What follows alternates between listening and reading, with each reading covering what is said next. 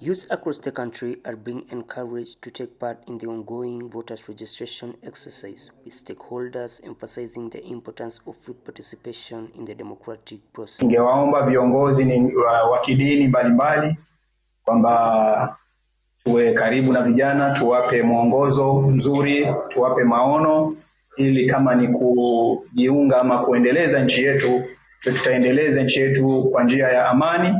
According to electoral officials, a significant number of eligible young citizens have not yet registered, despite youth making up the largest segment of the population. This trend, they say, could negatively affect representation and policy decisions that directly impact young people. Even instruct them on the right way to go as they voice out their issues. We need to model within the boundaries of our constitution and also within the word of God.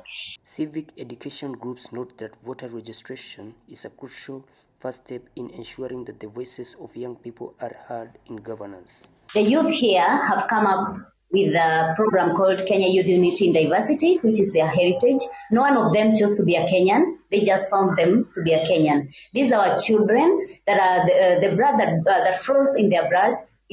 They carry the DNA of our ancestors. So we need to listen to our children. We need to give them a safe and a brave space. Give them a space where they can express their opinion. They argue that registering to vote empowers youth to influence leadership choices and hold elected leaders accountable. Meanwhile, the Independent Electoral and Boundaries Commission has assured the public that the registration exercise is free, transparent, and ongoing at designated centers nationwide. Lengo letu ni kuwaelimisha jinsi ya kujua tatizo, jinsi ya kusuluhisha hili tatizo na jinsi ya kukuwa na amani wakati wa uchaguzi. Hilo ndo lengo letu. To create a safe and brave space where young people can speak, be heard and be understood. A space where silence is not survival, but where speech becomes strength. Eligible youths aged 18 years and above are required to present their national identification cards during registration. Officials continue to urge young Kenyans to register early and participate fully in the electoral process. Reporting for TAS TV, my name is Francis Ndichu.